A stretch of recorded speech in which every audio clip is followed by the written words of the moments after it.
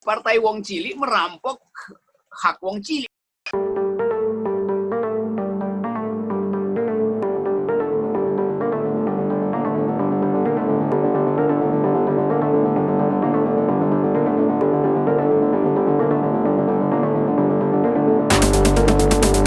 PDIP korupsi itu bukan lagi berita, itu udah standar aja tuh, selalu ada aja berita PDIP korupsi di daerah yang macam-macam.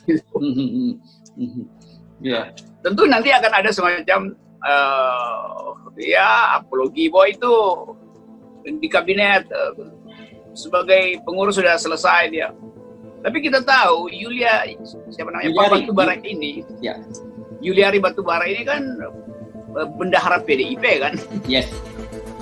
Jadi memang tugas dia mengumpulkan uang sebetulnya kan. Jadi apa yang aneh di situ tuh. Jadi, nah soal-soal semacam ini yang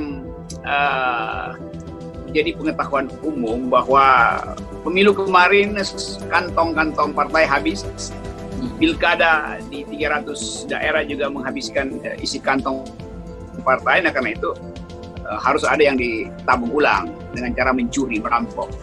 Konyolnya ini Menteri Sosial. Menteri Sosial itu sangat khusus dalam konstitusi kita karena memang dia disuruh untuk mengurus rakyat miskin. Nah sekarang hak rakyat miskin dia rampok. Kan itu apa? Itu namanya dungu. Kalau dia rampok korporasi ya boleh lah, ini hak rakyat. Jadi Partai Wong Cilik merampok hak Wong Cilik kan. Kan dungu namanya tuh. Nah ironinya ini setahu saya dia ini anaknya politisi AP Batubara yang cukup kaya gitu. Tapi kemudian ketika saya membaca dan nanti menonton gelar perkara di KPK yang dipungut dari 300.000 paket sembako itu 10.000 di store Kementerian Sosial. Saya bilang ini gila banget nih. Cuma kok cemen banget begitu. Itu artinya kesulitan keuangan partai. Ini kan pasti ada hubungannya dengan partai ya. Secara pribadi mungkin dia nggak perlu itu 10.000, tapi dia tahu bahwa dia mesti masukin uang pada partai. Jadi ini udah jadi pengetahuan umum sehingga diulas di semua media terkemuka internasional bahwa memang Indonesia itu memang sarang korupsi itu. Jadi kita bayangkan bagaimana investor mau masuk kalau dua partai besar itu, Gerindra dan PDIP, itu tidak bersih dan semua pemilik modal yang punya karakter dari luar negeri menghitung-hitung bagaimana uangnya bisa ditilap lagi dong.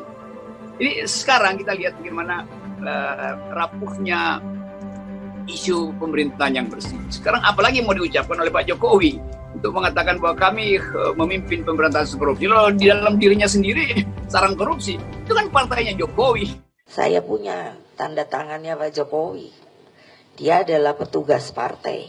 Siapa kita? Petugas partai. Siapa kita? Petugas partai. Kita. Petugas partai.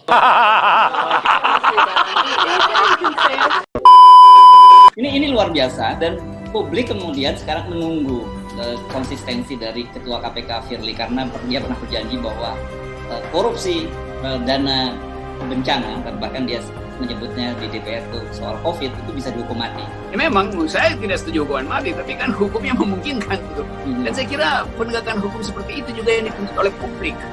Jadi percuma kita mengkampanyekan tentang anti hukuman mati kalau tokoh-tokoh yang seharusnya paham tentang isu semacam itu lakukan pekerjaan, kelakuan yang menuju pada hukuman mati kan. Itu konyolnya tuh. Rapat partai politik itu bukan untuk mengaktifkan akal sehat anti korupsi, tapi merencanakan kejahatan korupsi, merampok panggar, upaya nilai bansos ini betul-betul pendangkalan public ethics itu. Ya, hal yang belum pernah terjadi di dalam sejarah kita. Dalam sejarah Orde Baru ada korupsi, tapi itu melekat di dalam sistemnya tuh. Dan terjadi melalui pemberian konsesi segala macam. Ini merampok uang negara yang udah diurus di APBN dalam keadaan Indonesia lagi darurat ekonomi, darurat kesehatan segala macam. Ini riwayat apa yang ada di kepalanya tuh sehingga dia melakukan itu. Nah, saya menganggap ini satu paket dengan kepentingan politik dan nggak mungkin ada menteri yang dengan nekat melakukan korupsi yang betul-betul kasat mata sebetulnya tuh kan.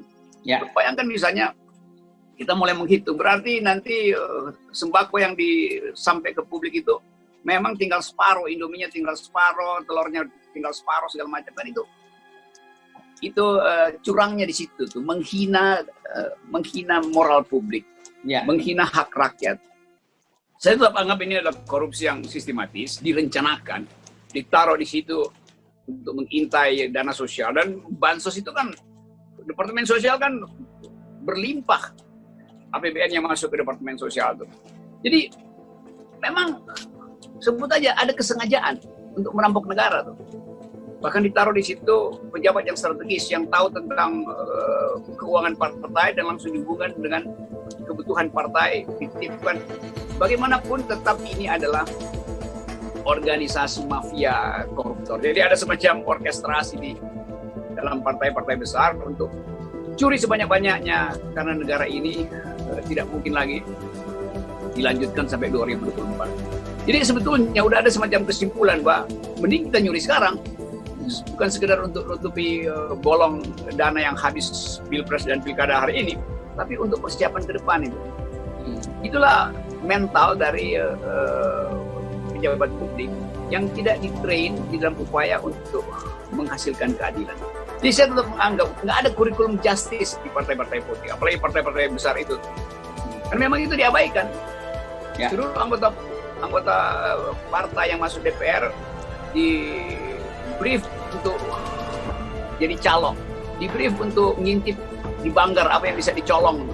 Yang masuk kabinet juga begitu perintahnya. Perintah pertama adalah pulihkan pundi-pundi partai, bukan perhatikan kebutuhan rakyat. Itu yang terjadi.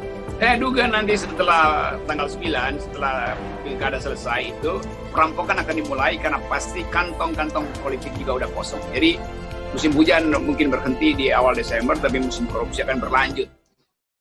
Ini kisah para pejabat yang merendahkan dirinya, yang menghamba harta benda dan menjadikan negara dan rakyat sebagai sapi perah belaka. Saat kita semua menahan diri untuk melakukan ini dan itu, yalah beberapa politikus dan pejabat kita malah tetap bernafsu untuk nodong sana-sini, ngutil sana-sini. Saat kita semua mencoba bertahan di tengah badai, jungkir balik melanjutkan hidup saat semuanya begitu sulit, para politikus dan pejabat juga tetap berakrobat dengan anggaran. Entah berapa ratus ribu orang yang sudah di PHK, yang usahanya bangkrut, yang penghasilannya merosot. Tapi itu tak mengurangi nafsu para pejabat rakus yang tidak punya harga diri. Menteri Kelautan dan Perikanan bersama beberapa staf khusus dan pejabat kementerian meminta cashback dari setiap benih lobster yang diekspor. Mereka memakai uangnya untuk berbelanja barang-barang mewah persis ketika kebanyakan dari kita sedang mati-matian bertahan memenuhi kebutuhan-kebutuhan pokok. Saat banyak orang kelimpungan mencari ruangan perawatan karena kamar-kamar rumah sakit sudah sesak dengan pasien COVID, Wali Kota Cimahi malah memperjualbelikan izin pembangunan rumah sakit. Dan yang lebih gila lagi, para pejabat Kementerian Sosial berikut dengan menterinya sekaligus, malah menodong para vendor dengan uang cashback. Mereka meminta Rp10.000 dari setiap paket bantuan sosial. Paket senilai Rp300.000 untuk meringankan beban hidup rakyat. Tega-teganya dipotong untuk dinikmati sendiri. Dan itu dilakukan oleh mereka yang disumpah untuk membantu rakyat bisa bernapas lebih mudah di tengah himpitan hidup. Inilah arti kebejatan yang sesungguhnya. Ampun ya Allah. Sejak awal, dana triliunan rupiah yang digelontorkan dalam bentuk bantuan sosial memang rentan diselewengkan. Sudah banyak yang memprediksi potensi ini. Mungkin memang kita tidak kaget, tapi bukan berarti kita harus maklum, bukan berarti kita tidak boleh marah. Kasus-kasus korupsi di tengah pandemi membuktikan kompas moral para politikus dan pejabat kita memang sedang berada di titik terendah. Bahkan pandemi yang membunuh banyak orang, menyengsarakan banyak orang, tak membuat para pelaku menahan diri dari hasrat memperkaya diri sendiri. Pandemi justru menjadi peluang untuk menggarong lebih banyak. Kegentingan dan kedaruratan justru jadi ruang baru untuk bertindak lebih brutal, lebih banal, lebih ugal-ugalan, dan lebih tidak tahu malu. Publik, kita semua justru dibebani pekerjaan tambahan.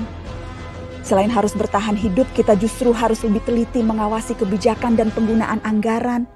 Tambah capek, tambah pegel, tambah frustasi. Tapi pilihannya tidak banyak. Semakin kita apatis, semakin senang mereka menggasak uang negara.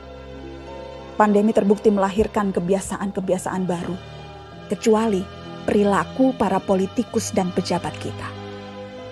Inilah kenyataannya. Sudah sebegitu bangkrutnya moral mereka. Memang kita tidak kaget, tapi sangat wajar dan sangat pantas untuk kita marah.